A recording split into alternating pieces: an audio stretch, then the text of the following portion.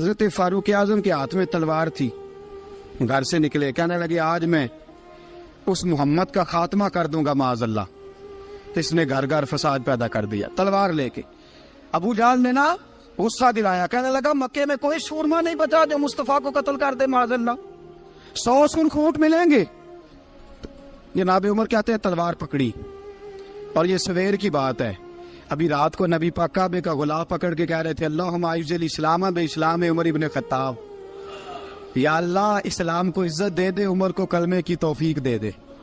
رات حضرت عمر کہتے ہیں دن چڑھا تو تلوار لے کے نا میں باہر نکلا، میں نے کہا آج میں چھوڑوں گا نہیں، ہر گھر میں فساد معاذ اللہ، ہر گھر میں لڑائی۔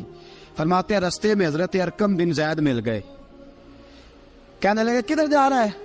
میں نے کہا آج میں مصطفیٰ کو قتل کروں گا۔ کہنے لگے جا پہلے اپنے گھر کی خبر لے، تو جدھر جا رہے نا ادھر بعد میں جانا، پہلے اپنے گھر کی پہلے خبر لے۔ کہنے لگا میرے گھر کو کیا ہوا؟ کہنے لگے تیری بہن فاطمہ بنت خطاب اور تیرا بہنوئی سعید بن زید دونوں کلمہ پڑھ چکے، جا پہلے اپنے گھر کی خبر لے۔ حضرت عمر فرماتے میں گیا، بڑا غصہ آیا کہ میرے گھر میں آگ لگ گئی، میں سردار مکے کا اتنا سخت گیر آدمی، میرے گھر میں اسلام آ گئے۔ فرماتے میں نے جا کے نا اپنی بہن کے گھر کی طرف رخ کیا، دروازے پہ پہنچا تو میں نے سنا اندر سے آواز آ رہی ہے، قرآن پڑھنے کی آواز آ رہی، قرآن پڑھنے کی۔ فرماتے میں نے دروازے پہ دستک دی، اندر سے آواز آئی کون ہے دروازے پہ؟ میں نے کہا عمر ابن خطاب۔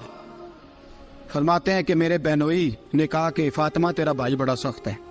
فرماتے ہیں میری بہن نے جلدی سے قرآن کے صفحے لپیٹ کے اوپر رکھ دیے، میرے بھائی جو تھے وہ میرے بہنوئی ایک دروازے کے پیچھے چھپ گئے۔ فرماتے ہیں میری بہن سامنے کھڑی ہے، پیار بھی بڑا تھا، میں نے جاتے ہی کہا کیا کر رہی تھی؟ توجہ ہے آپ کی؟ غلامان محمد جان دینے سے نہیں ڈرتے، یہ سر کٹ جائے یا رہ جائے کچھ پرواہ نہیں کرتے۔ ہمیں لگے کیا کر رہی تھی؟ حضرت فاطمہ خاموش ہے۔ عمر کہتا ہے میں نے ڈانٹ کے، بولتی کیوں نہیں، کیا کر رہی تھی؟ میں نے کہا قرآن پڑھ رہی تھی، قرآن پڑھ رہی تھی۔ کہا تجھے پتا نہیں، تجھے میرا پتا نہیں؟ فرمایا سارا ہی پتا ہے۔ کہا تو جانتی نہیں لات و منات کو برا کہتے ہیں؟ فرمایا وہ بات کی باتیں تھی، وہ جاننے نہ جاننے کی باتیں۔ دوستو توجہ، حضرت عمر ابن خطاب فرماتے ہیں کہ بہن اس جلال، اس روب، اس اعتماد سے بولتی تھی کہ میں نے ایک تھپڑ مارا بہن کے منہ پہ، میری بہن ادھر جا کے گری۔ فرماتے ہیں کپڑے جھاڑ کے کھڑی ہوئی، کہنے لگی عمر ایک تھپڑ نہیں تو 1000 مار، تو 1000 مار، لیکن یہ امید نہ رکھنا کہ میں قرآن چھوڑ جاؤں گی، یہ امید نہ رکھنا میں قرآن چھوڑ جاؤں گی۔ فرماتے ہیں کہ میرے ہاتھ میں تلوار تھی، میں نے دستے کی طرف سے نا، دستے کی سائڈ سے تلوار بہن کو ماری زور زور سے، سر سے خون نکل آیا۔ فرمایا میں اپنے بہنوئی کی بڑی عزت کرتا تھا، میرا بہنوئی پردے سے نکلا بیوی کو بچانے، میں نے زور زور سے 2 تلوار کی پشتیں اس کے سر پہ بھی ماری، خون نکلا، پھر میری بہن آگے ہوئی، پھر مارا۔ واقعی جب خون نکلا نا بہن کا، تو میری بہن نے اپنا خون اپنے ہاتھ پہ لگا کے کہا عمر جس ماں باپ کا خون تیری رگوں میں ہے اس کا میری رگوں میں بھی ہے، اسی کا خون میری رگوں میں بھی ہے۔ فرمایا عمر جس باپ کی پشت سے تو ہے میں بھی اسی باپ کی پشت سے ہوں، جس ماں کی چھاتیوں سے دودھ تو نے پیا ہے میں نے بھی اسی ماں کی چھاتیوں سے دودھ۔ توجہ ہے آپ کی؟ میری بات سمجھ میں آ رہی ہے؟ سنیں بات، رسول اکرم صلی اللہ تعالی علیہ وسلم نے فرمایا، حضرت عمر رضی اللہ تعالیٰ عنہ فرماتے ہیں نبی پاک پہ نازل قرآن سنا تو جب میری بہن نے اس جلال کے ساتھ بات کی نا کہ عمر میں بھی اسی باپ کی بیٹی ہوں، میں بھی اسی ماں کی بیٹی ہوں، میں بھی اسی قبیلے کی ہوں، خبردار تو ترشرو ہو کے گالی 1000 دے، یہ وہ نشہ نہیں جسے ترشی اتار دے۔ فرمایا تو چارہ کر، تیل لگا، لیکن تو مجھے اسلام سے ہٹا سکتا؟ حضرت عمر فرماتے ہیں بہن کا جلال دیکھا تو میں ٹھنڈا ہو گیا، بہن کا جلال دیکھا تو میں نے کہا اچھا مجھے دکھاؤ کیا پڑھ رہی تھی، مجھے دکھاؤ ذرا کیا پڑھ رہی تھی۔ فرماتے ہیں میری بہن کہنے لگی تو کافر ہے، انما المشرکون نجس، جا پہلے وضو کر کے آ، جا غسل کر کے آ، جا پہلے نئے کپڑے دھلے ہوئے پہن کے آ، پہلے تیار ہو کے آ۔ حضرت عمر فرماتے ہیں میں تیار ہو کے آیا، میری بہن نے جھولی میں صفحے رکھے، قرآن پڑھے بہن، سنے بھائی، اللہ تقدیر بدل دیتا ہے۔ قرآن پڑھے بہن اور سنے بھائی،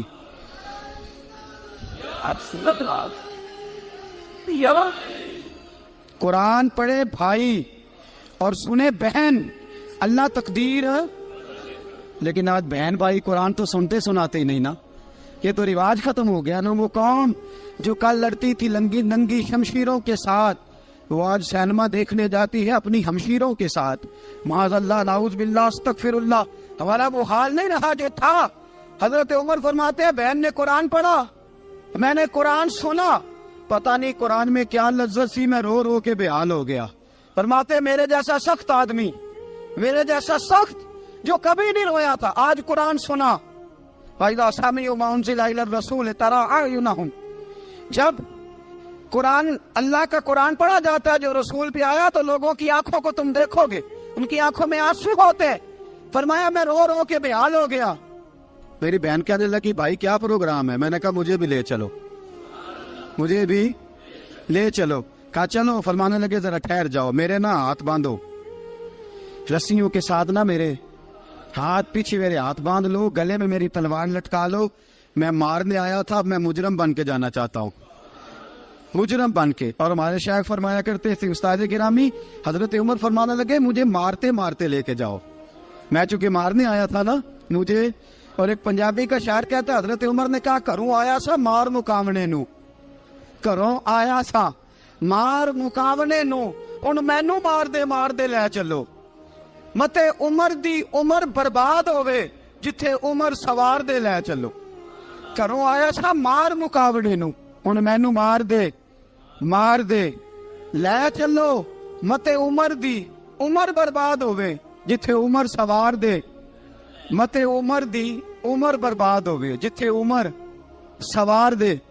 فرماتے جب پہنچے نا دار ارقم میں تو دروازے پہ حضرت امیر حمزہ کھڑے تھے۔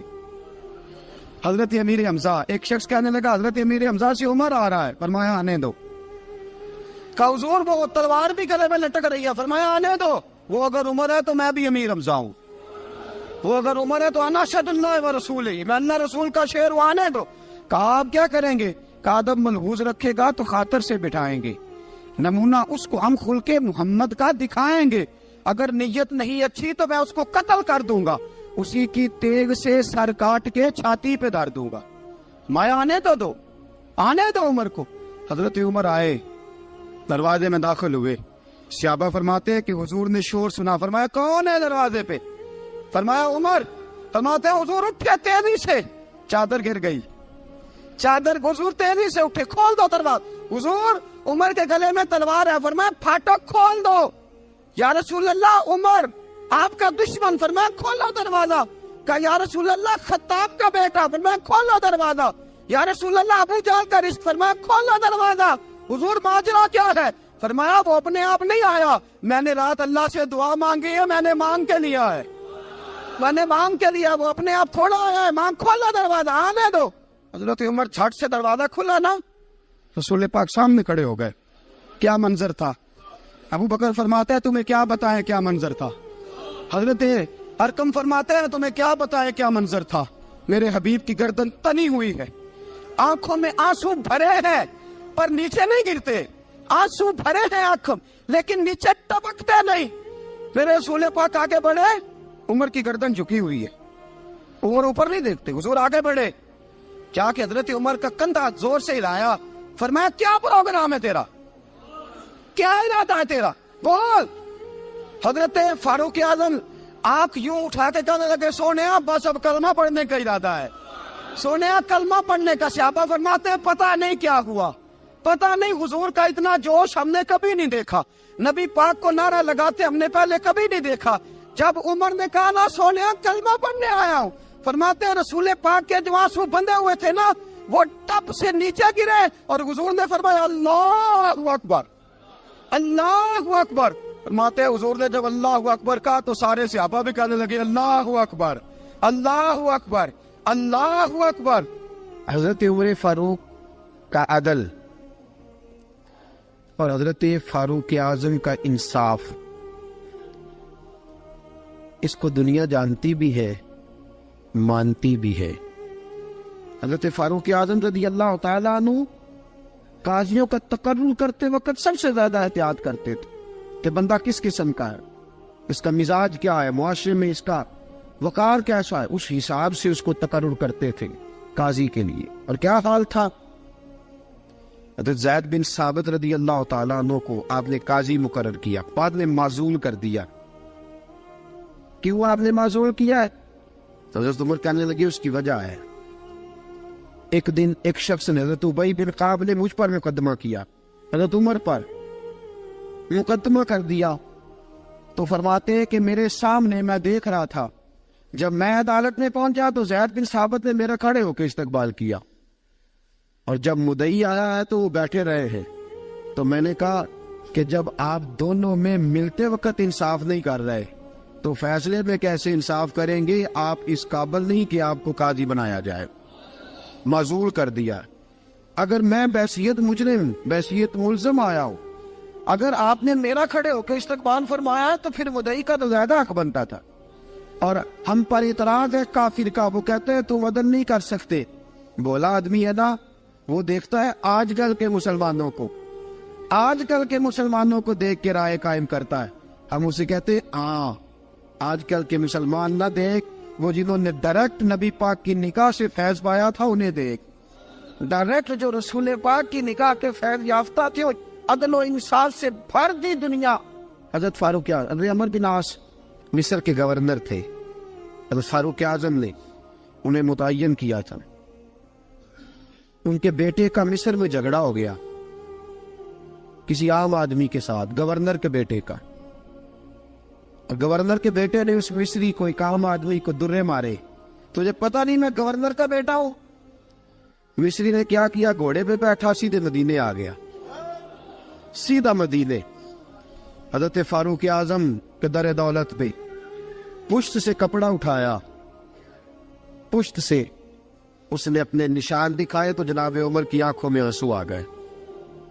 ایک عام آدمی ہے، جانتے کوئی نہیں، تمہیں رو پڑے، اتنا ظلم، اور میری سلطنت میں کوڑے برسے تیری پشت پہ، فوراً لے جا، جاؤ بلا کے لاؤ۔ حضرت عمر بن عاص اپنے بیٹے سمیت آئے، بڑی عدالت ہے، حضرت فاروق اعظم کے لفظ، فرمایا اس کو اس کی ماں نے آزاد پیدا کیا تھا، تو نے اسے کیوں غلام بنایا ہے؟ اس کی ماں نے آزاد جنا تھا، تو نے کب سے لوگوں کو غلام کا؟ بیٹے یہ کیا کہتا تھا؟ یہ کہتا تھا میں گورنر کا بیٹا ہوں، تو یہ جانتا نہیں۔ فرمایا اب یہ بڑی عدالت ہے، کوڑا پکڑ اور اس گورنر کے بیٹے کی پشت پہ برسا، اور اسے کہہ تو گورنر کا بیٹا ہے، میں محمد کا غلام ہوں صلی اللہ تعالی علیہ وسلم۔ اسے بتا، اسے اب بتلا کہ تو گورنر کا بیٹا ہے نا، میں نبی پاک کا غلام ہوں، اور جو مصطفیٰ کے غلام ہوتے ہیں وہ سارے برابر ہوا کرتے ہیں۔ حضرت فاروق اعظم کا عدل، جناب فاروق اعظم کا انصاف، جناب فاروق اعظم رضی اللہ تعالیٰ عنہ۔ روم کا ایلچی آیا نا حضرت عمر فاروق کے پاس، تو وہ کہتا ہے میں پیغام لے کے آیا اپنے بادشاہ کا، اور میں سفیر تھا، میں بڑے ملکوں میں گیا، بڑے بادشاہ دیکھے، بڑے امیر دیکھے۔ حضرت فاروق اعظم رضی اللہ تعالیٰ عنہ کے دربار مجھے بھیجا گیا، جب پہنچا تو میں نے مسلمانوں سے کہا تمہارے بادشاہ کا دربار کہاں ہے؟ انہوں نے کہا نہ ہمارا بادشاہ ہے نہ کوئی دربار ہے، نہ بادشاہ ہے نہ کوئی۔ اچھا تو پھر وہ کدھر بیٹھتے ہیں؟ کہا یا مسجد میں ملیں گے یا اپنے جھونپڑے میں ملیں گے۔ تو کہا تمہارا بادشاہ بھی کوئی نہیں؟ کہا بادشاہ نہیں، ہم مومن ہیں، ہمارا ایک امیر ہے، جسے امیر المومنین کہا جاتا ہے۔ وہ شخص کہتا ہے میں مسجد گیا، میں نے کہا عمر کدھر ہے؟ انہوں نے کہا جی ابھی نکلے تھے، ادھر ہی ہوں گے۔ میں نے کہا یہ کیسا بادشاہ ہے؟ کوئی کہتا ادھر ہوں گے، کوئی کہتا ادھر ہوں گے۔ یہاں تو صوبائی وزیر صاحب سڑک سے گزرے تو سارے روڈ 3 گھنٹے بلاک رہتے ہیں، اور یہ کیا چکر ہے کہ لاکھوں مربع میل کا حکمران، کوئی کہتا اس گلی میں گیا، کوئی کہتا اس گلی میں گیا، یہ کیسا بادشاہ ہے؟ کدھر ہے عمر؟ انہوں نے کہا یہی تھا۔ دوسرے سے پوچھتا جو وہ باغ کی طرف گئے، باغ میں گئے تو وہ ایلچی کہتا ہے میں نے باغ والے سے پوچھا کہ یہاں تمہارا امیر کدھر ہے؟ انہوں نے کہا وہ درخت دیکھ رہے ہو؟ کہا حضرت دیکھ رہا ہوں۔ اس درخت کے نیچے وہ ایک شخص جو سویا ہوا ہے نا، مٹی کا ڈھیلا سرہانا بنا کے، وہ درخت کے نیچے مٹی کے ڈھیلے کا سرہانا بنا کے جو بندہ سویا ہے وہی ہمارا امیر ہے۔ وہ سامنے حضرت سیدنا عمر فاروق کے پاس وہ بندہ جا کے کھڑا ہو گیا. وہ کہتا ہے کہ پسینہ گر گر کے نا مٹی کے ڈیلے پہ گارا بنا رہا تھا. پسینہ گر گر کے مٹی کا ڈیلا وہ تر تھا. حضرت فاروق اعظم سو رہے تھے. کہنے لگا میں 20 اور درجنوں بادشاہوں کو دیکھ چکا تھا جن کی آنکھیں 10 گن. حضرت عمر کی آنکھ کھلی, تامت سمیٹی اٹھ کے بیٹھ گئے. کدھر آیا ہے؟ کہنے لگا آیا تو کسی, لیکن اب کام کوئی اور بن گیا ہے. آپ نے فرمایا اب کیا کام بنا ہے؟ کہنے لگا میرا کام یہ بنا ہے کہ میرا بھی دل کیا میں بھی کلمہ پڑھوں اور نبی پاک کا غلام بن جائے. یہ کام بن گیا. اور ساتھیوں بس مدینے میں وہ دن بڑا عجیب تھا جب سیدنا فاروق اعظم کے بیٹے کا معاملہ آ گیا. آج 60 سال کا بوڑھا عمر ابو شامہ حضرت عمر کے صاحبزادے یہودیوں نے سازش کر کے انہیں نبیذ پلا دی. نبیذ جائز تھی, نبیذ کیا کہ شراب پلا دی. پھر مقدمہ قائم ہوا. کا اب پتہ چلتا ہے عمر کتنا عدل کرتا ہے. سیدنا فاروق اعظم کے پاس گواہ آئے. صاحبزادہ اندر کھانا کھا رہا تھا. فاروق اعظم نے گریبان سے پکڑا, کھینچ کے لائے. فرمایا ابو شامہ چل, تو نے شراب پی ہے, تجھے کوڑے مارے جائیں گے, تیرے لیے 100 یا 80 کوڑوں کی سزا تیاری کر لے. ابو شامہ کہتے ہیں کہ ابا جی انہوں نے نبیذ کہی تھی, شراب پلا دی. فرمایا تو نے پی کیوں؟ تو نے پی کیوں؟ بڑے بزم میں بار شیر مسجد نبوی کا فاروق اعظم. اولاد تو بزدل کر دیتی ہے نا بندے کو, اولاد تو کمزور کر دیتی ہے. آج مدینے نے عجیب ماجرا دیکھا. حضرت فاروق اعظم کی زوجہ روتی ہوئی آئی, کہنے لگی حضرت جی میرا لخت جگر ہے, ایک کوڑے کے بدلے پیدل حج کروں گی, ایک کوڑے کے بدلے صدقہ اور خیرات کروں گی. میرا بیٹا غلطی کر بیٹھا ہے, یہ کام نہ کرے. آپ نے فرمایا تو مجھے کہتی ہے میں یہ کام نہ کروں؟ تیرے حج اور تیرے کوڑے کیا کرتے, تیرے حج اور صدقے کیا کرتے ہیں؟ کوڑے لگانا میرے مصطفیٰ کی شریعت کا قانون ہے. تو بیٹے کی بات کرتی ہے, عمر کا اپنا معاملہ بھی ہوتا تو عمر یہی سلوک کرتا. لوگوں نے کہا حضرت جی آپ تھوڑی دیر, ابھی ان کی والدہ پریشان ہے, گھر میں پریشانی, حضرت ٹھہر جائے, کل پرسوں ترسوں سزا دے لیجیے گا. فرمایا تمہیں یاد نہیں جب مدینے کی ایک بی بی نے چوری کر لی تھی اور میرے مصطفیٰ کی بارگاہ میں کہا گیا تھا حضور ذرا ٹھہر جائے, سزا نہ دے, تو حضور نے فرمایا تھا اگر فاطمہ بھی چوری کرتی تو ہاتھ کاٹ دیتا. تمہیں یاد نہیں مدر مصطفیٰ کے ٹکڑے کھانے والا ہوں, میں کیوں دیر کروں؟ اس نے گناہ کرنے میں دیر کی ہے جو سزا میں دیر کروں, برساؤ کوڑے. حضرت افلا نامی غلام, حضرت جی آپ کا لخت جگر ہے. فرمایا لخت جگر نہ دیکھ, مصطفیٰ کا قانون دیکھ. میرا بیٹا نہ دیکھ, مصطفیٰ کے قانون کا قیام ضروری ہے. اگر علی بیٹے کی قربانی دے سکتا ہے, اگر لوگ فاطمہ کے بیٹے کی قربانی یاد رکھیں گے تو تاریخ کبھی بھی عمر کے بیٹے کی قربانی نہیں بھولے گی. فرمایا غلطی سے ہو گیا یا جیسے بھی, اسے خیال کرنا چاہیے تھا. کوڑے لگاؤ. 80 کوڑے لگے تو بیٹے کی روح پرواز کر گئی. جب جوان بیٹا کسی کا, کوثر نیازی نے کہا تھا باپ کا جنازہ اٹھانا بڑا آسان پر بیٹوں کے جنازے اٹھانے بڑے مشکل ہیں. جب فاروق اعظم کا بیٹے کا انتقال ہوا, بیٹے نے آنکھیں کھولی, باپ کی طرف دیکھا تو سیدنا فاروق اعظم عدل و انصاف 2 آنسو آنکھوں میں آئے. کہ بیٹا حضور سے جا کے کہنا کہ عمر نے بیٹا نہیں دیکھا, کا تیرا قانون دیکھ. جا کے حضور سے ابو شامہ رضی اللہ تعالیٰ عنہ وصال کر گئے. تاریخ کیسے کیسے منظر ازالت الخلفاء شاہ ولی اللہ کی بطور والا پیش کرو. حضرت ابو شامہ کا وصال ہو گیا, 20 کوڑے باقی تھے. لوگوں نے حضرت جی آپ کیا کرنا ہے؟ فرمایا اس کا جنازہ پڑھو, اسے قبر میں دفن کرو, باقی 20 کوڑے اس کی قبر پہ مارو, اس کی قبر پہ 20 کوڑے مارو. کا حضرت جی ایسا بھی ہوتا ہے؟ فرمایا اس لیے ایسا ہوتا ہے کہ یہ میرے مصطفیٰ کا قانون ہے. میری اولاد کا معاملہ ہے تو میں درگزر کروں. فرمایا مارو کوڑے. حضرت سیدنا حذیفہ بن یمان فرماتے فاروق اعظم بیٹے کی قبر پہ کھڑے تھے, داڑھی آنسوؤں سے بھری ہوئی تھی. میں دوڑا ہوا آیا, میں نے کہا عمر نہ رو, آج خواب رات تیرے بیٹے کا جنازہ تھا, جنازہ پڑھ کے سویا ہوں تو خواب میں مجھے رسول پاک کی زیارت نصیب ہوئی ہے. نبی پاک خواب میں تھے تو 2 سبز غلے تیرے بیٹے کو پہنا رکھے تھے اور رسول پاک کی بغل میں کھڑا تھا. حضور نے فرمایا عمر کو جا کے کہنا کہ تو نے بیٹا پاک کر کے بھیجا تھا, اللہ نے جنت کے سارے دروازے کھول دیے ہیں. اللہ نے عمر کو میرا سلام کہنا اور اسے کہنا عمر تیرا حدود اللہ قائم کرنا خدا کو بھی پسند ہے, مصطفیٰ کو بھی پسند. ساتھیو عمر انتقال کر گئے. 26 ذوالحج کو زخم لگا. یکم محرم کا دن, آج کا دن حضرت فاروق اعظم کو یاد رکھنا, لوگوں کو بتانا, دن بار عمر کی باتیں کرنا, خراج تحسین پیش کرنا. حضرت فاروق اعظم کو زخم لگا. آپ نے فرمایا اپنے بیٹے سے بیٹا جا حضرت عائشہ کے پاس. گنبد خضرا میں 3 لوگوں کے دفن ہونے کی جگہ ہے. ایک میں ابو بکر دفن ہو چکے, ایک میں رسول پاک کا مزار قدسی بن چکا, ایک جگہ خالی ہے. جا کے عائشہ سے پوچھنا, مجھے پتہ ہے وہ 18 سال کی عمر میں رسول پاک پردہ کر گئے تھے. 18 سال سیدہ کی عمر تھی. عائشہ نے جگہ اپنے لیے رکھی ہوئی ہے. جا کے باہر کھڑے ہو کے کہنا اماں جی, عمر کہتا ہے میرا دل کرتا ہے, میرا دل کرتا ہے کہ مجھے نبی پاک کی گنبد کے سائے میں جگہ ملے. جا کے عرض کرنا اور بیٹا باہر کھڑے رہنا, زیادہ زید نہ کرنا, مومنوں کی ماں ہے. حضرت سیدنا عبداللہ ابن عمر کے باہر کھڑا تھا, دروازے کے باہر کھڑے ہو کے کہا کہ عمر کا بیٹا ہوں. اماں جی, عمر فرماتی اجازت دو تو دل کرتا ہے نبی پاک کے ساتھ لیٹ جاؤں. وفا میں گزار دی عمر ساری زندگی لے سجنو آسا توڑ نبھائی, دل کرتا ہے حضور کے ساتھ لیٹنے کو. تو حضرت عائشہ صدیقہ, حضرت عبداللہ ابن عمر فرماتے ہیں میں دروازے سے باہر کھڑا تھا لیکن عائشہ کے رونے کی آوازیں باہر تک آ رہی. حضرت عائشہ صدیقہ ہچکیاں لے کے روئی.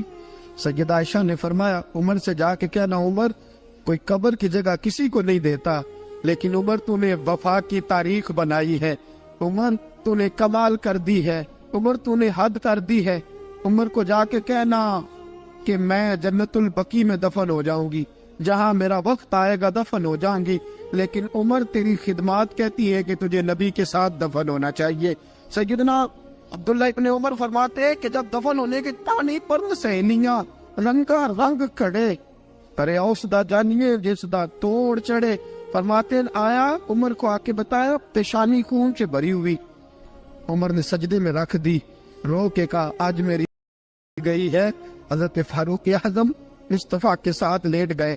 میرے نبی نے فرمایا عمر میں تجھے اپنے پڑوس میں دفن کر رہا ہوں, تو نے اگر راہ وفا میں بیٹے تک قربان کر دیے ہے نا تو قیامت تک جو مجھے سلام کرنے آئے گا تجھے بھی سلام کر کے جائے گا. یکم محرم امت مسلمہ کے لیے بہت بڑا دن ہے, بہت بڑا دن. یہ شہادت ہے حضرت عمر فاروق کی رضی اللہ تعالی. یہاں چھوٹی چھوٹی باتوں پہ گورنمنٹ چھٹی کرتی پھرتی ہے, چھوٹی چھوٹی باتوں. الیکشن ہو گیا تو چھٹی, فلاں جگہ پہ تھوڑا سا کسی نے خبر دے دی کہ کوئی پریشانی ہے تو چھٹی, فلاں جگہ یہ ہو گیا تو چھٹی. یہاں تک کہ فلاں وزیر صاحب فلاں علاقے میں آئیں گے تو سارے علاقے کو چھٹی. اور اب تو اس سے بڑا حال ہونے لگا ہے, اگر جن لوگوں کی سندھ میں حکومت ہے ان کے لیڈر کا دن آیا تو اس دن چھٹی, اور جن کی پنجاب میں حکومت ہے ان کا دن آیا تو چھٹی. ہمارا مطالبہ ہے حکومت پاکستان سے, اگر سر اٹھا کے جینا چاہتے ہو تو یکم محرم کو چھٹی کیا کرو. اگر سر اٹھا کے جینا چاہتے ہو تو یکم محرم کو چھٹی کرو جناب عمر کے دن. اور ملت کے جوانوں کو بتاؤ کہ اگر عزت کی زندگی جینا چاہتے ہو تو اس طرح جیو جس طرح فاروق اعظم جی کے گئے. عزت اور وقار کی زندگی, جمہوریت حضرت عمر سے سیکھنی پڑے گی. حکومت کرنے کے طریقے حضرت عمر سے, رعایا کو سیکھنا پڑے گا کہ امیر کس طرح بنایا جاتا ہے اور امیر کس طرح کے ہوتے ہیں. یہاں لوگ ہمیں یورپ کی مثالیں دیتے ہیں, لوگ یہاں ہمیں آ کر کے امریکہ کی مثالیں, انہیں کیا پتا حکومت کیا ہوتی ہے. وہ کہتے ہیں جی وہ سائیکل پہ جاتا ہے ان کا حکمران. میں نے کہا وہ سائیکل پہ جاتا ہے, میرے عمر فاروق مدینے سے مکے گئے تھے تو پیدل ہی حج کرنے چلے گئے, پیدل ہی. اور جناب عمر فاروق رضی اللہ تعالیٰ عنہ عید کی نماز پڑھانے گئے, عید کی نماز عمر خطبہ عید دینے گئے. اور اس زمانے میں کون سا غریب ہے جو ننگے پاؤں جاتا ہو؟ کون سا غریب ہے جو مسجد ننگے پاؤں جاتا ہو؟ لوگوں نے تو 3 قسم کی چپلیں رکھی ہوئی ہیں، ایک مسجد جانے کی علیحدہ ہے، گھر پہننے کی علیحدہ ہے، شادی بیاہ پہ جانے کی چپل علیحدہ ہے۔ حضرت عمر فاروق رضی اللہ تعالیٰ عنہ نکلے عید کا خطبہ دینے کے لیے، تو بیوی سے کہنے لگے جوتا، اس نے کہا صاحب اتنی دفعہ ٹوٹا ہے اب گانٹھا نہیں جا سکتا، اتنی دفعہ ٹوٹا ہے کہ اب دوبارہ پیمند نہیں لگ سکتے۔ تو حضرت عمر کہنے لگے چل کوئی حرج نہیں ہے، بغیر جوتے کے ننگے پیر ہی چلتے ہیں، کوئی حرج نہیں۔ تو کہنے لگے لوگ کیا کہیں گے؟ فرمایا چپ کر، لوگ جس دن عمر نے یہ دیکھ لیا نا لوگ اس کے بارے میں کیا کہتے ہیں، اس دن عمر نہیں رہے گا۔ تو کہا پھر آپ کا نظریہ کیا ہے؟ فرمایا میرا نظریہ یہ ہے کہ رب رسول میرے بارے میں کیا کہتے ہیں، لوگوں کا کیا ہے؟ لوگ کل کسی کے بارے میں کچھ کہتے ہیں اور پرسوں کچھ کہتے ہیں، میرا نظریہ یہ ہے کہ رب رسول میرے بارے میں ننگے پیر عمر جا رہے ہیں۔ کون جی؟ میں بڑا ماڑا۔ اچھا جناب، کیا غربت ہے؟ 10 قسم کے جوڑے لٹکے ہوئے ہیں کمرے میں، اور پہننے کی فرصت نہیں، سویرے کیا پہننا ہے شام کیا پہننا ہے، 15 سوٹ کٹھے استری ہو کے لانڈری والا بھیج رہا ہے، اور تو غریب ہے، تو بہت بڑا غریب ہے۔ اس لیے کہ غربت پیسوں کی وجہ سے نہیں ہوتی، غربت تو دل کی ہوتی ہے۔ تو واقعی بڑا غریب ہے اور تو غریب ہی رہے گا۔ امیر تو عمر فاروق تھے جو ننگے پاؤں چلے گئے عید کی نماز پڑھانے، تو رستے میں جو ملا کہنے لگا عمر جوتا تو پہن لو۔ فرمایا تمہیں عمر کا جوتا نہ پہننے کا نقص تو نظر آیا ہے، کوئی حرج نہیں، اگر عمر کو کبھی بتانا ہوا تو وہ والا نقص بتانا جو عمر کی سیرت میں پیدا ہو، کردار میں پیدا ہو، وہ والا نقص بتانا، یہ چھوڑو جوتے آتے جاتے رہتے۔ ننگے پاؤں گئے، پاؤں دھوئے، نماز پڑھائی، لوٹ آئے۔ او بھائی یہاں تو ہمارا بناؤ سنگار اترنا، جتنی توجہ کپڑوں کی طرف ہے اتنی توجہ کبھی ہماری علم کی طرف ہوتی نا، جتنا ذوق شوق ہمارا بناؤ سنگار کی جانب ہے، اتنا بناؤ سنگار کبھی ہمارا اخلاقیات کی جانب ہوتا تو معاملات بڑی حد تک سنورے ہوئے ہوتے۔ حضرت سیدنا فاروق اعظم رضی اللہ تعالی اپنی زندگی کو ترتیب دیا، ایک دن بھی خلافت نہیں مانگی اللہ سے۔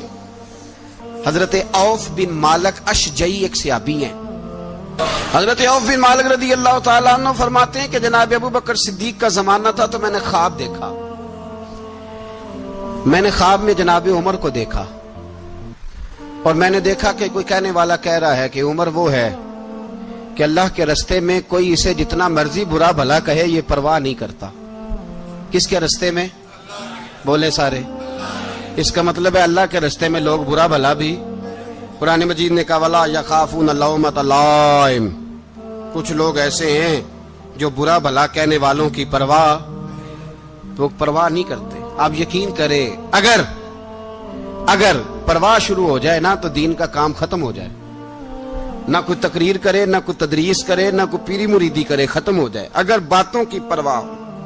لیکن وہ پرواہ، حضرت عوف بن مالک اشجعی کہتے ہیں میں نے خواب میں دیکھا کہ عمر وہ ہے جو کسی کی پرواہ، اور دوسری بات میں نے یہ دیکھی کہ عمر خلیفہ بنے گا، اور تیسری بات میں نے خواب میں یہ دیکھی کہ عمر شہید بھی کیا جائے گا، عمر شہید بھی ہوگا۔ یہ میں نے 3 باتیں خواب میں دیکھی۔ فرماتے ہیں میں نے آ کے خواب حضرت ابو بکر صدیق کو سنائی، وہ خلیفہ تھے، وہ کہنے لگے ٹھہر جا میں عمر کو بلاتا ہوں، اس کے سامنے دوبارہ سنانا، اس کے سامنے۔ فرماتے ہیں میں نے بلایا حضرت عمر فاروق کو، آ کے بیٹھے، خواب شروع ہوا۔ کہ ایک بات تو میں نے یہ دیکھی کہ آپ ملامت کرنے والے کی پرواہ نہیں کرتے، دوسرا آپ خلیفہ بنے گے۔ جناب عمر کہنے لگے چپ کر، ابو بکر کے سامنے ہی کہہ رہا ہے، چپ کر، خلیفہ کے سامنے ہی کہہ رہا ہے۔ تو حضرت ابو بکر صدیق کہنے لگے عمر اسے کہنے دو، مجھے لگتا ہے رب کی رضا یہی ہے کہ میرے بعد اگر مصطفیٰ کا منبر ملے تو عمر کو ملے، اسے کہنے دو۔ یار یہاں تو لوگ ڈینگے مارتے ہیں، یہاں تو لوگ دعوے کرتے ہیں میرے سامنے فلانے کو بھی بٹھاؤ، فلانے کو بھی بٹھاؤ، اس کو کیا پتا، اس کو کیا پتا، یہ تو بڑکے مارنے کا دور ہے۔ حضرت عمر رضی اللہ تعالیٰ عنہ کو تیسری بات کہی، حضرت عوف بن مالک نے کہا اب شہید کیے جائیں گے، میں نے خواب دیکھی ہے۔ نیک لوگوں کے خواب بڑی حد تک سچے ہوتے ہیں۔ کہا میں نے خواب دیکھی ہے۔ تو حضرت عمر کہنے لگے شہید تو دلیر لوگ ہوتے ہیں، شہید تو دلیر، جسے سارا زمانہ دلیر کہہ رہا ہے وہ اپنے بارے میں کیا کہہ رہا ہے؟ کہتے ہیں شہید تو پتلے، میں تو کاہل سا آدمی ہوں، سست آدمی ہوں، میں تو اتنا کام ہی نہیں کرتا، تو یہ خواب تو نے جو دیکھا ہے نا پھر سے دیکھنا۔ تو ابو بکر صدیق فرمانے لگے عاجزی نہ کر، انکساری نہ کر، تو جو کہہ رہا ہے ٹھیک کہہ رہا ہے، لیکن مجھے سن کے شکر بھی ہوا ہے اور افسوس بھی ہوا ہے۔ افسوس اس بات کا کہ تیرے جیسا بطل عظیم چلا جائے گا، اور شکر اس بات کا کہ رب تجھے زندگی بھی اعزاز والی دے گا، اور شہادت کی موت دے کے اللہ تجھے موت بھی عزت والی عطا فرمائے گا۔ اللہ موت بھی تجھے عزت والی دے گا، تجھے کاہلوں جیسی موت اللہ۔ حضرت فاروق اعظم رضی اللہ، او بھائی یہاں تو اس زمانے کا سب سے بڑا مسئلہ پروٹوکول ہے۔ لوگوں کو پتا ہوتا ہے کامل پیر ہے، کامل مرشد ہے، لوگ نہیں جاتے۔ میں کسی کا مرید ہو جاؤں، میرا پروٹوکول کدھر گیا؟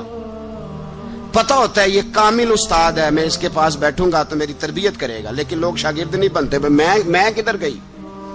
یہ پروٹوکول کی مصیبت ہے نا، اس نے بڑے بڑے لوگ زیرو کر دیے، بڑے بڑے لوگ۔ اور یہ مت سمجھے کہ آپ کا وزیر اعظم پروٹوکول لیتا ہے یا آپ کا صدر پروٹوکول، وزراء، ایسی کوئی بات نہیں۔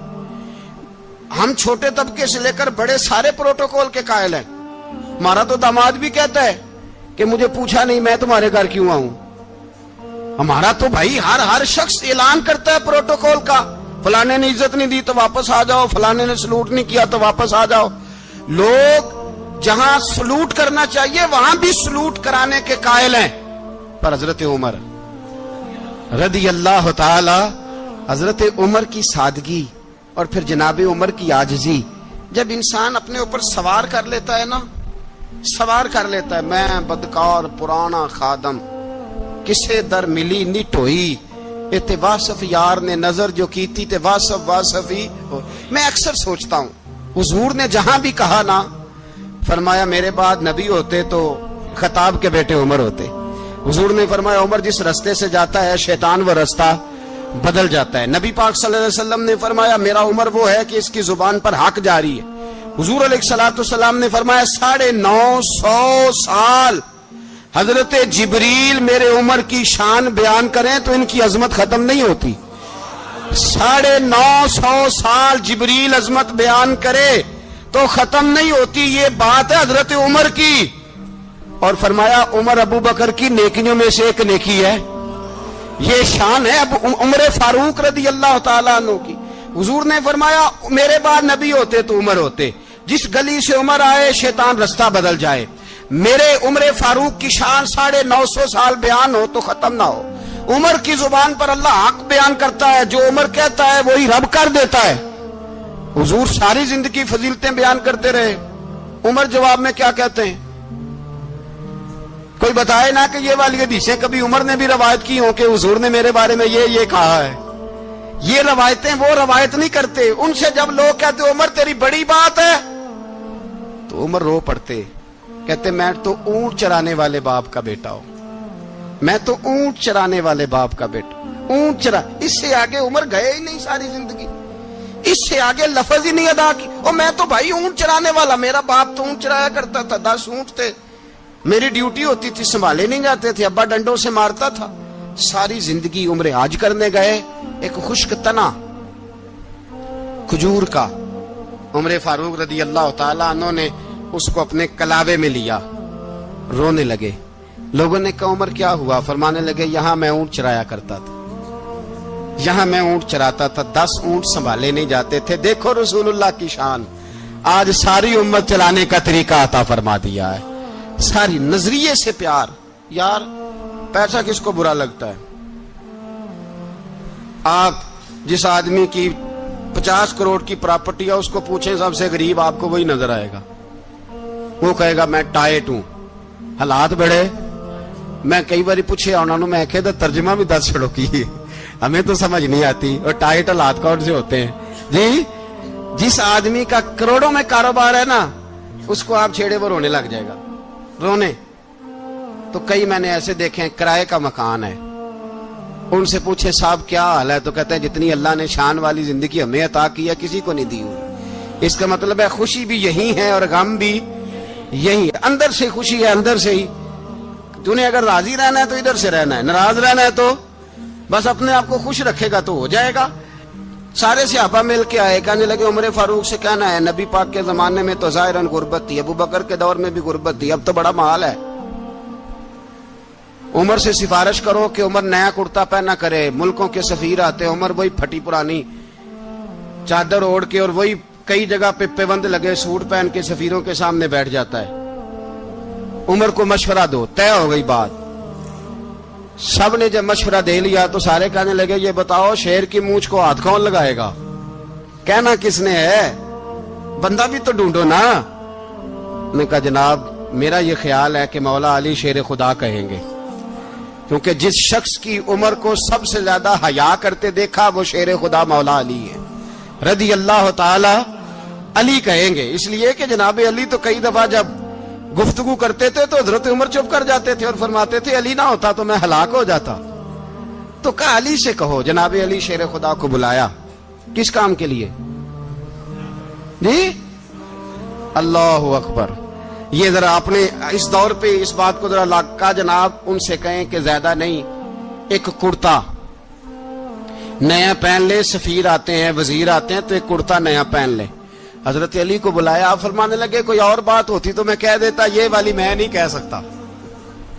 کوئی اور ہوتی تو میں عمر کو کئی دفعہ کہہ دیتا ہوں, جلال میں بھی تو سن, یہ والی میں نہیں کہہ سکتا. میں تمہیں ایک مشورہ دیتا ہوں. کہا وہ کیا؟ کہنے لگے سید عائشہ صدیقہ سے کہو, وہ مومنوں کی ماں ہے, عمر ٹالے گا نہیں.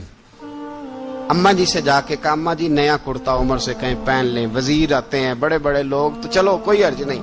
اماں جی نے کہا اچھا کوئی بات نہیں میں بلا لیتی ہوں. جناب عائشہ نے پیغام بھیجا. جب خادم نے کہا نا مصطفیٰ کے گھر سے پیغام آیا ہے, تو 20 لوگ بیٹھے تھے. عمر کانپتے ہوئے اٹھے, کانپتے دوڑے. حضرت عائشہ پردے میں تھی تو فرماتی ہیں عمر اتحیات کی حالت میں بیٹھ گئے. کہا اماں جی دیر تو نہیں ہو گئی مجھے آنے میں؟ کہا نہیں ٹائم پہ آ گئے ہو. کس لیے بلایا تھا؟ کہا عمر دیکھو غربت کے معاملات اور ہوتے ہیں, جب اللہ آسانی دے تو کوئی چیز استعمال کرنا حرام نہیں ہوتی, اگر حرام ہے تو بتاؤ. کہا نہیں اماں جی حلال ہی ہے. تو فرمایا پھر اتنے سفیر آتے ہیں مشیر آتے ہیں, اب تو مال غنیمت بڑا آتا ہے, ڈھیر لگ جاتے ہیں مسجد میں, تو چل ایک نیا کرتا تم بھی پہن لیا کرو, اور آپ نیا کرتا پہنو گے تو دھاک بیٹھے گی غیروں پر. تو صحابہ کا مشورہ ہے کہ آپ نیا لباس پہنے. اماں جی کہتی ہے میں نے حکم دیا تو عمر چپ کر گئے, گردن جھک گئی. تھوڑی دیر کے بعد سیدنا عمر فاروق نے سر اٹھایا تو داڑھی پہ آنسو گر رہے تھے, رو پڑے. کہنے لگے پاک محبوب کی پاک بیوی جیسے حکم کرتی ہو میں حاضر ہوں, پر مجھے وہ والا لباس پہنانا جو میرے مصطفیٰ نے پسند فرمایا ہے. اگر یہ رنگ رسول پاک کا ہے تو میں حاضر ہوں, اور اگر نبی پاک کا نہیں تو پھر جیسے آپ حکم کریں. جناب عائشہ کہتے ہیں عمر روئے تو میں زیادہ روئی, میرا پلو بھیگ گیا آنسوؤں سے. میں نے کہا عمر آپ جائیے. عمر یوں نکلے تو جو صحابہ کھڑے تھے وہ کونے میں تھے, سارے آ گئے. کہا اماں جی کیا بناؤ؟ فرمایا بھائی تم سب جو باتیں کہتے ہو وہ اپنی جگہ ٹھیک ہیں, پر عمر جو بات کرتا ہے وہ سب سے زیادہ ٹھیک ہے. عمر جس پہلو پر بات کرتا ہے وہ یار ایسی عاجزی, ایسا رنگ, ایسا انداز, ایسا طرز حیات, ایسی زندگی. اولاد کے معاملے میں لوگ بزدل ہو جاتے ہیں, بزدل. پر حضرت عمر کا بیٹا مصر گیا, وہاں سے کمائی کر کے لایا, تجارت کرنے گیا, لاکھوں کا مال. کون سا باپ ہے دنیا میں جس کا بیٹا باہر سے پیسے لے کے آئے تو ابا تفصیل پوچھے کہ بیٹا کہاں سے کمائے, کہاں سے لایا, کتنے ملے, کیوں آئے؟ کون سا باپ تفصیل پوچھتا ہے؟ ابا تو کہتا ہے لا صحیح, اور تعریفیں کرتا ہے میرا بیٹا بڑی کمائی کرتا ہے. کبھی پوچھا ہے اس سے کہ ڈیوٹی صحیح دیتا ہے کہ نہیں؟ کبھی پوچھا ہے کہ تو ایمانداری کی روزی لاتا ہے کہ حرام کی کماتا ہے؟ یہ باپ کی ذمہ داری ہے, یہ اماں کی ذمہ داری ہے. پھر کہتا ہے بیماری کیسے آ گئی, پریشانی کیسے آ گئی؟ تو نے کبھی سوال کیا اپنی اولاد سے؟ حضرت عمر فاروق رضی اللہ تعالیٰ عنہ کا بیٹا مصر سے پیسے کما کے لایا تو جناب عمر نے بلایا, فرمایا بیٹے اتنی تو تیرے پاس راس ہی نہیں تھی, تھوڑے سے تو پیسے لے کے گیا تھا, اتنی کمائی کیسے ہو گئی؟ اتنے تو پیسے نہیں تھے صاحب, کہاں سے کمائی لائے؟ اس نے کہا ابا جی وہ جو میرے چچا ہے نا مصر کے گورنر, آپ کے دوست, انہوں نے میری مدد کی ہے. فرمایا جتنے لوگ گئے تھے سب کی ہے مدد اس نے؟ کہا نہیں صرف میری کی. فرمایا تیری کیوں کی؟ تیری کیوں کی؟ کہا حضور آپ کے دوست ہیں. فرمایا چپ کر حضور انہوں نے مجھے اتنے پیسے دیے, میں نے کاروبار میں ڈالے تو نفع آیا تو میں ان کی رقم دے کے. فرمایا خاموش ہو جا, باقی جتنے لوگ گئے تھے سب کی مدد کی اس نے؟ کہا نہیں حضور صرف میری کی. فرمایا اس نے تیری مدد نہیں کی, اس نے خلیفہ کے بیٹے کی مدد کی, اس لیے کہ وہ خلیفہ کو اپنے حق میں نرم کر سکے. فرمایا آدھا مال تیرا ہے, آدھا مال غنیمت کا ہے, مال خزانہ کا ہے, مسلمانوں کا ہے, اس لیے کہ تو جو وہاں سے مال کما کے لایا ہے وہ اپنے باپ کے خلیفہ ہونے کی وجہ سے کما کے لایا ہے, لہذا رکھ ادھر. یہاں کہتے ہیں کدھر سے آیا, کیسے آیا, کون سا حساب دیں, کیا کریں؟ او بھائی حضرت عمر رضی اللہ تعالیٰ عنہ کا اپنی اولاد کے بارے میں یہ رنگ ہے. ایک جنگ سے نا خوشبو آئی, خوشبو بڑی مہنگی ہوتی تھی, عرب میں خوشبو آج بھی بڑی مہنگی ہے, وہ زیادہ استعمال کرتے ہیں. میری باتوں کی سمجھ آ رہی ہے میرے بھائیوں؟ بڑی مہنگی خوشبو تھی. جب وہ خوشبو آئی تو حضرت عمر نے کہا, گھر میں پہلے پہنچی حضرت عمر کے, چونکہ زیادہ عورتیں استعمال کرتی تھی گھر کے اندر خوشبو, مرد بھی لگاتے تھے. حضرت عمر نے اپنی بیوی سے کہا, آپ کی زوجہ جو تھی وہ بڑی خوشبو کو پسند کرتی تھی. حضرت عمر نے اپنی زوجہ سے کہا کہ خوشبو لاؤ, میں نے ایک عورت کی ڈیوٹی لگائی ہے, وہ خوشبو تول کے نا تو حصہ برابر صحابہ میں بانٹ دے گی. تو آپ کی زوجہ کہنے لگی کسی بی بی کی ڈیوٹی لگانے کی کیا ضرورت تھی, میں جو موجود تھی میں بانٹ دیتی ہوں تول کے حصہ برابر. آپ نے فرمایا نہیں تو رہنے دے, فلانی بی بی بانٹے گی. کہا حضور میں نے بھی بانٹنی ہے, میرے پہ کچھ حق ہے؟ آپ نے فرمایا نہیں تو تفصیل نہ پوچھ, تو خوشبو دے دے, کوئی اور بانٹے گی. خاتون خانہ تھی نا, کہنے لگی نہیں مجھے بھی آج آپ کو بتانا ہی پڑے گا کہ کوئی جو بانٹ سکتی ہے تو میں کیوں نہیں بانٹ سکتی. زوجہ کہتی عمر نے بات کی تو میری چیخیں نکل گئی. حضرت عمر فرمانے لگے جب تو خوشبو بانٹے گی نا تیرے ہاتھوں کو بھی لگے گی, تیرے دوپٹوں کو بھی لگ جائے گی. اگر رب کریم نے مجھ سے سوال پوچھا کہ عمر خوشبو تو مسلمانوں کی تھی, تیری بیوی کے دوپٹے کو کیوں لگ گئی, تو میں اللہ کے حضور کیا جواب دوں گا؟ اگر اللہ نے یہ سوال کیا کہ تیری بیوی نے کیوں لگائی, وہ تو حصہ تھا مسلمانوں کا, تو تو نے تیری بیوی نے کیوں لگائی؟ تو فرمایا میں نہیں چاہتا کہ اللہ کے حضور مجھے اور تجھے باز پرس ہو, لہذا کسی اور کو بانٹنے دے. زوجہ روئی اور تڑپ کے کہنے لگی عمر مجھے لگتا ہے صبح قیامت بھی تیری بیوی ہونے کی وجہ سے اللہ مجھے جنت عطا فرما دے گا, تیری زوجہ ہونے کی برکت سے. بھائی یہ معیار رکھا, خدا کی قسم ایسا شخص تاریخ میں دوبارہ نہیں آیا. اتنا بڑا آدمی, اتنا بڑا شخص, اتنا بڑا آدمی, اور پھر رنگ یہ ہے کہ عمر 22 لاکھ مربع میل کا حکمران, 22 لاکھ, اور کھجور کے درخت کے نیچے مٹی کا ڈھیلا لے کے سو گئے ہیں, پرواہ کوئی نہیں, کوئی مسئلہ ہی نہیں. 2 غلام ساتھ بیٹھے تو ایک روٹی حضرت عمر نے گھر سے منگوائی, تھوڑا سا سرکہ, تو غلام کہنے لگے ہم نے بھی کھانی ہے. فرمایا کوئی حرج نہیں, روٹی کو پیٹ بھر کے کھانا ضروری تو نہیں, 3 حصوں میں بانٹ لیتے. ایک آدمی آیا ہوا تھا مصر کا رہنے والا ملنے کے لیے, اس نے پوچھا عمر کدھر ہیں, تو کہا وہ ادھر جاؤ مسجد میں بیٹھے ہوں گے. اور واپس آیا تو کہنے لگا وہاں تو 3 غلام بیٹھے ہیں, ایک روٹی بانٹ کے کھا رہے ہیں, لگتا ہے کئی دنوں سے روٹی نہیں ملی. کہا 3 غلام تو کوئی نہیں, وہاں 2 ہی تھے, تیسرے تو امیر المومنین تھے. اس نے کہا نہیں 3 غلام ہیں, کپڑے بھی ایک طرح کے پہنے ہوئے, بلکہ 2 کے تو پھر صحیح ہیں, تیسرے کے تو زیادہ ماڑے ہیں. کپڑے بھی ایک طرح کے, کھانا پینا بھی ایک طرح کا, اور ان کا نشست برخاست بھی ایک طرح کی ہے, لہذا کوئی فرق نہیں. حضرت ابو ہریرہ کہتے ہیں میں لے کے آیا, اور جناب عمر کو جب میں نے کچی زمین میں تامت سمیٹ بیٹھے دیکھا تو میں رو پڑا. میں نے اس مصر سے آنے والے کو کہا تو اس کے جلوے دیکھ, اگر اس کی ذات میں اتنا حسن ہے تو محمد عربی کا مقام کیا ہوگا. یہ مقام غور ہے, مقام غور. 10 محرم کو لوگ دیگے پکائیں گے نا, نہیں پکانی ہے, کوئی بول دے نہیں, ہاں نہ نہیں کر دے, پروگرام بدلیا تو نہیں دی عید کی کہ وہ ایک کام شروع ہوا ہے لات ٹائٹ ہونے والا. کیوں جی پکنی ہے نا دیکھیں 10 محرم کو انشاءاللہ تعالی, ہم بھی پکائیں گے انشاءاللہ, یہاں بھی پروگرام ہوگا. تو 10 محرم کو جو دیگ پکنی ہے تو ایسا نہیں ہو سکتا کہ 1 محرم کو حضرت عمر کے نام کی بھی کوئی پک جائے.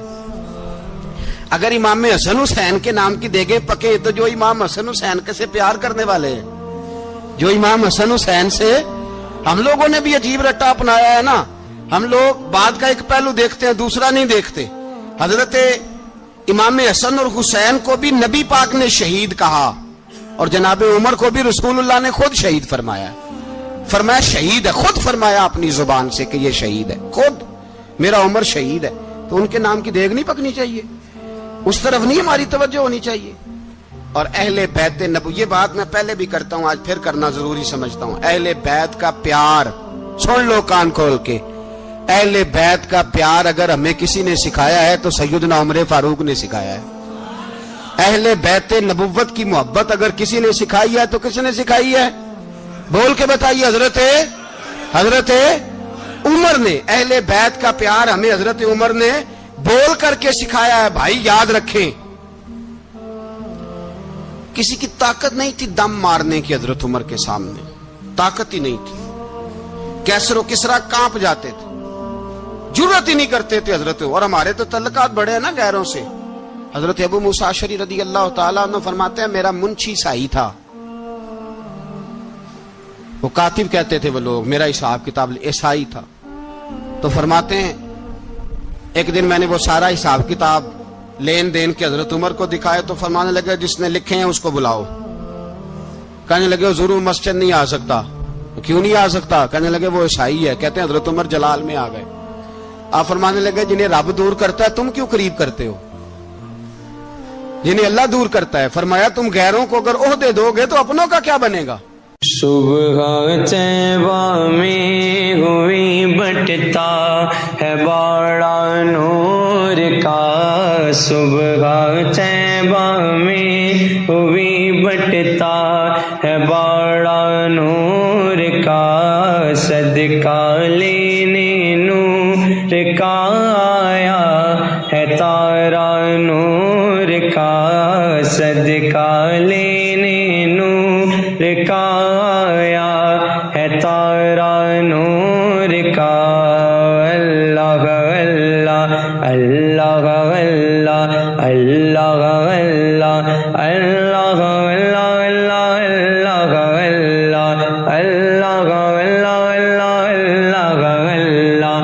باغ طیبہ میں سہانا پھول پھولا نور کا. باغ طیبہ میں سہانا پھول پھولا نور کا. باغ طیبہ میں سہانا. اگر تم غیروں کو عہدہ دو گے تو اپنوں کا. یہ سوچ ہے جو آج برما کے مسلمانوں کے لیے بھی ضروری ہے. کہا اگر تم غیروں کو عہدہ دو گے تو اپنوں کا. ہم نے غیروں کو عہدے دیے تو دیکھا نا اپنے کس طرح کاٹے جا رہے ہیں. غیروں کو جو عہدے دے دیے جرانے سارے غیروں سے. روز دعویٰ ہوتا ہے چین ہمارا سجن ہے، چین ہمارا دوست ہے.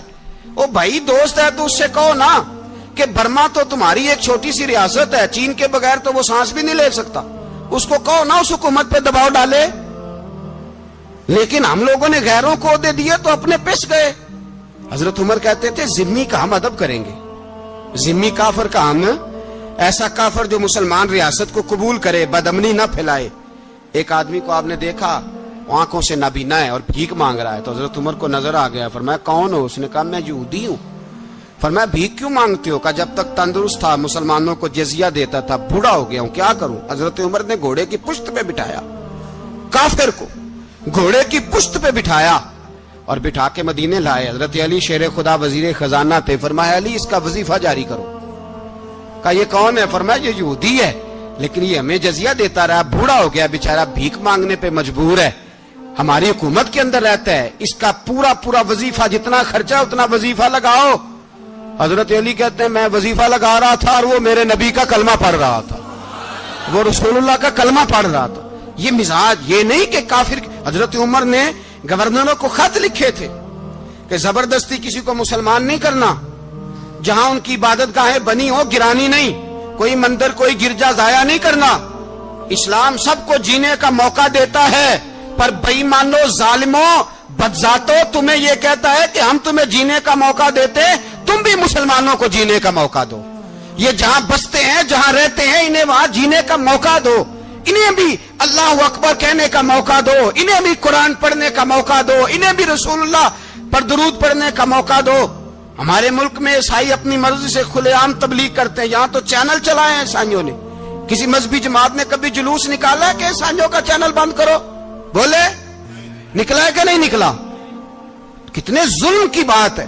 ہم جب غیر کو اتنا تحفظ دیتے ہیں, اتنا تحفظ دیتے ہیں, ہم نے دیکھا ہے مجھے 20 لوگوں نے عید پہ ٹیلی فون کیے کہ عیسائیوں کو قربانی کا گوشت دے لیں, مجبور ہیں جی, دروازے پہ آ گئے ہیں, ہمارے کام کاج کرتے ہیں.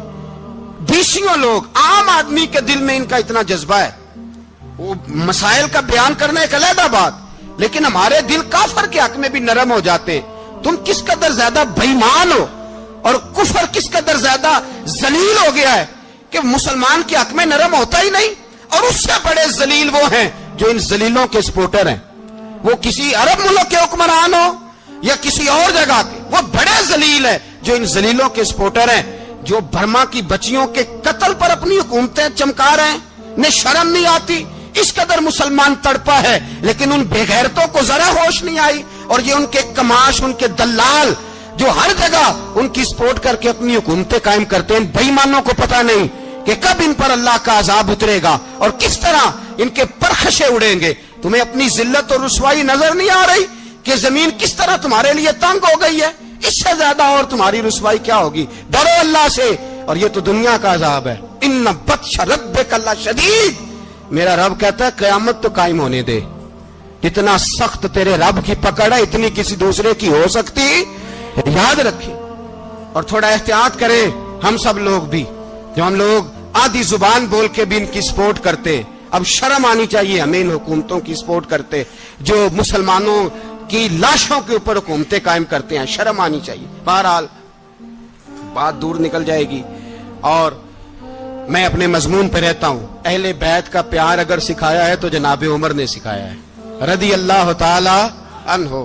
امام حسن ملنے, آپ یقین کریں میں جب اس واقعہ کو پڑھتا ہوں تو میرا دل جھوم جاتا ہے. میں کہتا ہوں یار ڈاڈا ہونا اپنی جگہ پہ, عشق ہونا اپنی جگہ پہ, انسان کا باوقار ہونا اپنی جگہ.